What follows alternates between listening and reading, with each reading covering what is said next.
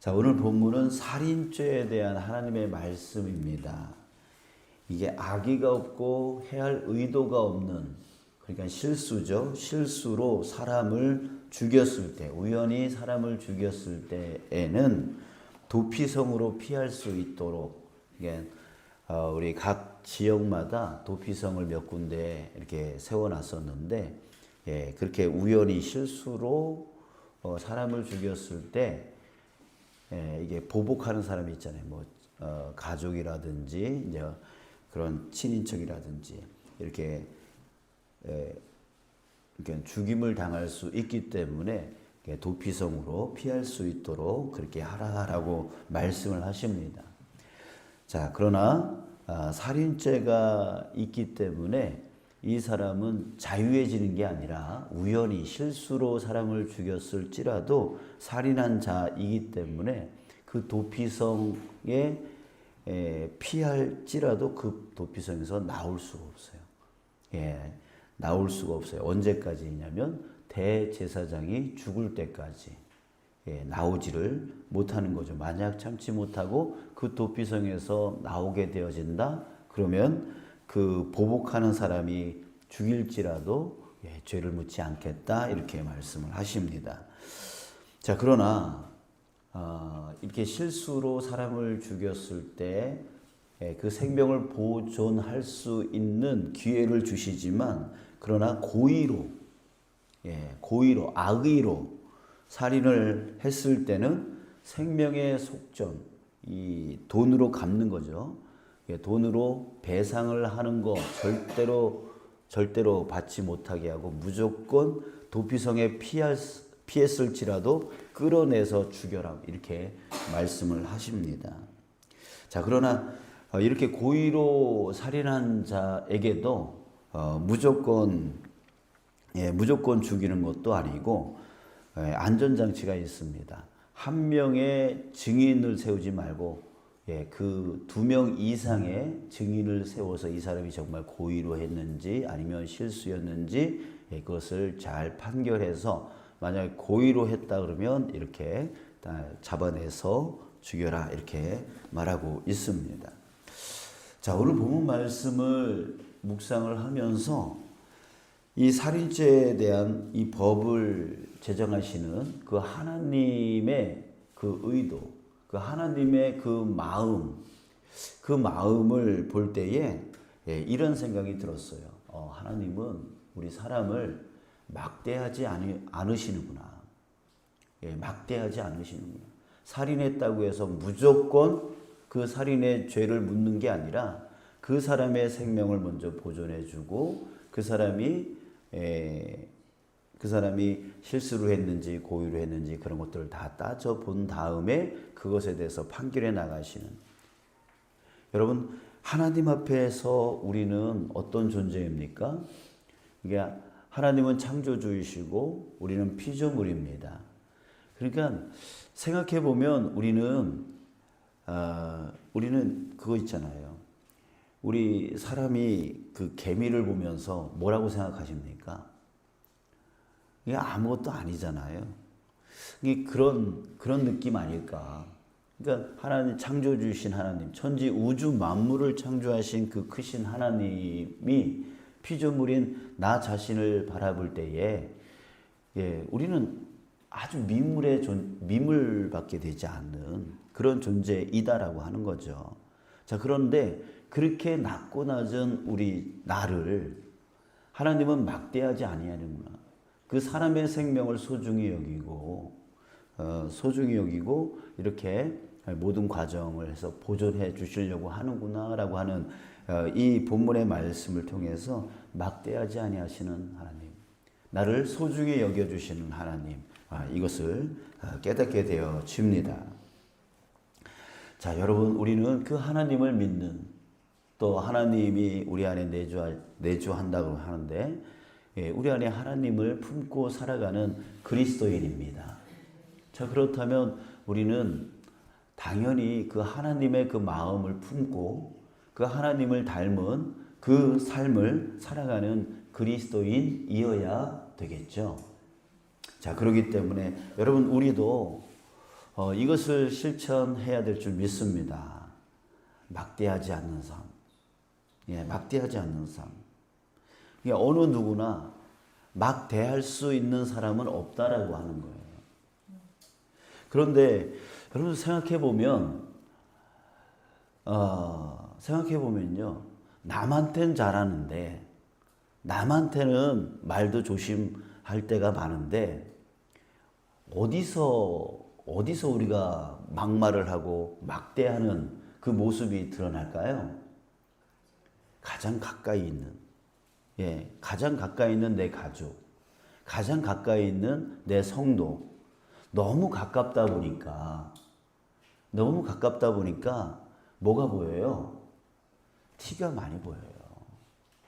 그렇잖아요. 우리 거울을 가까이 보면은 내 얼굴에 티가 많은 게 보이잖아요. 여러분들은 제 얼굴이 잘생겨 보이시죠? 예, 그럴 거라고 믿어요. 근데 제가 거울을 이렇게 보면 저도 나이가 좀 들어서 그런지 검버섯이 조금씩 생기어나고, 그 다음에 여기 모공은 점점 넓어지고, 이게 티가 많이 보여요. 그런 것처럼 너무 가까이 살다 보니까 티가 보이는 거예요. 그 사람의 장점은 안 보여요. 예, 그 사람의 좋은 부분은 잘 안 보여요.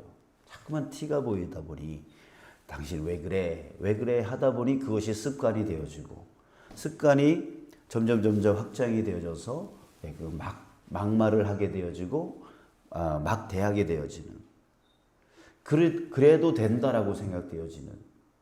예, 그래서 정말 우리가 막대하지 말아야 될, 우리가 좀 깨어 있어서 막대하지 말아야 될 사람들, 그 사람들은 누구예요? 내 가족이고 내 성도다라는 거예요. 우리 항상 이 오늘의 이 말씀, 하나님이 어떤 분인가에 대해서 우리가 잊어버리면 안 된다는 거예요. 막대하지 마, 막말하지 말죠. 예, 우리 영화 중에 부당거래라고 하는 옛날 영화가 있는데요. 거기에 이런 대사가 나와요. 아주 유명한데, 호의가 계속되면 그게 권리인 줄 안다라고 하는 말이 있어요. 그러니까 계속 호의를 베풀어주면, 우리 가까이 있는 사람들이 서로 호의를 베풀잖아요. 근데 그 호의를 베풀면 그게 권리인 줄 안다는 거예요. 감사를 잃어버린다는 얘기죠. 예, 권리인 줄 알고 막대하고 막 한다는 거예요. 어떤 분의 고민을 제가 들은 적이 있습니다. 뭐냐면, 교회 여러 가지 일에 그 일할 사람이 없어서 나라도 해야 되겠다라고 해서 시간을 내서 그 일을 계속 했대요. 그랬더니 이제 그 일이 이제 뭐 청소하는 일이고 뭐 이렇게 굳은 일인데, 일을 했대요. 자기도 시간이 없는 중에 시간을 만들어서 그 일을 했고, 자기가 편해서 하는 게 아니라 애써서 이제 하고 있는데, 그게 이제 오래 지속이 되다 보니까 이게 이제 자기 일이 되어진 거예요. 근데 사람들이 이제 어느 때에 이렇게 마음이 상하게 되어지냐면, 그냥 시간이 이제 없어서 그 일을 하질 못했대요. 그랬더니 사람들이 뭐라 그러냐면, 너 왜 그거 안 해?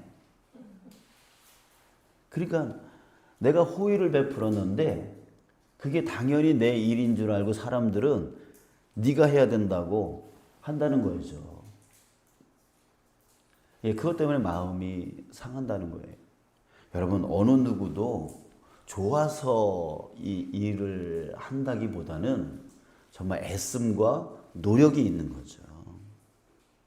그렇기 때문에 저거는 저 사람이 할 거니까 뭐 저 사람이 하겠지, 이게 아닌 거예요. 이렇게 봐서는 안 돼요.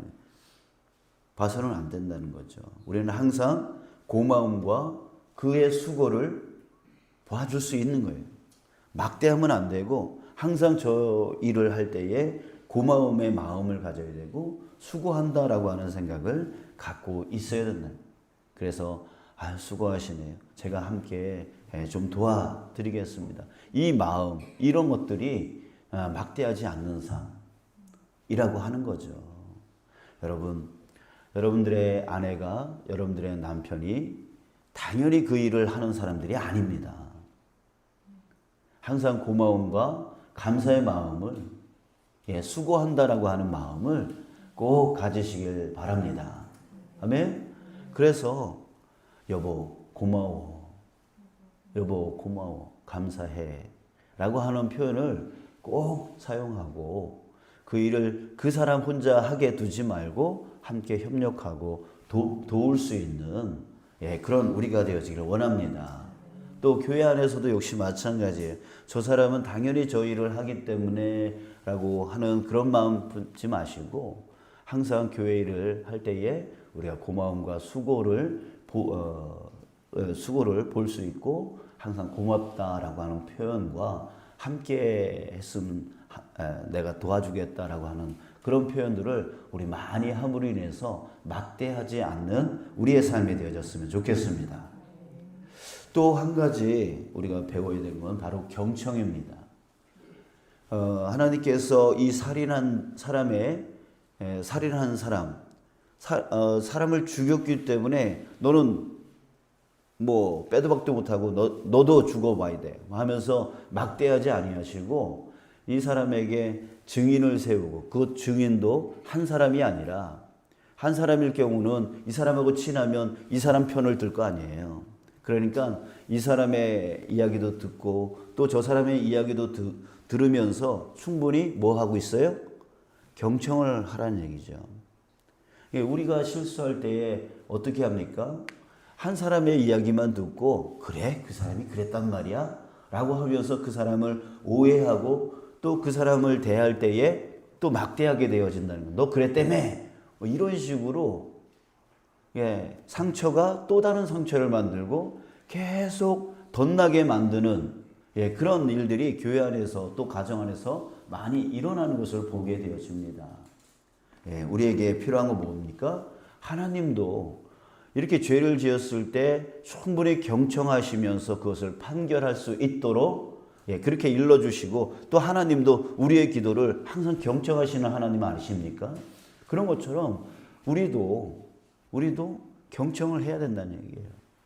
이 사람이 그런 얘기를 하면 또 직접 그 사람에게 정말 그렇게 했는지, 왜 했는지 이런 것들을 충분히 우리가 듣고 난 후에 그리고 나서 결정하고 판단하고 그러면 이렇게 해야지, 그러면 저렇게 해야지 라고 그제서야 공고를 해주든가 격려를 해주든가 아니면 위로를 해주든가 그렇게 해야죠.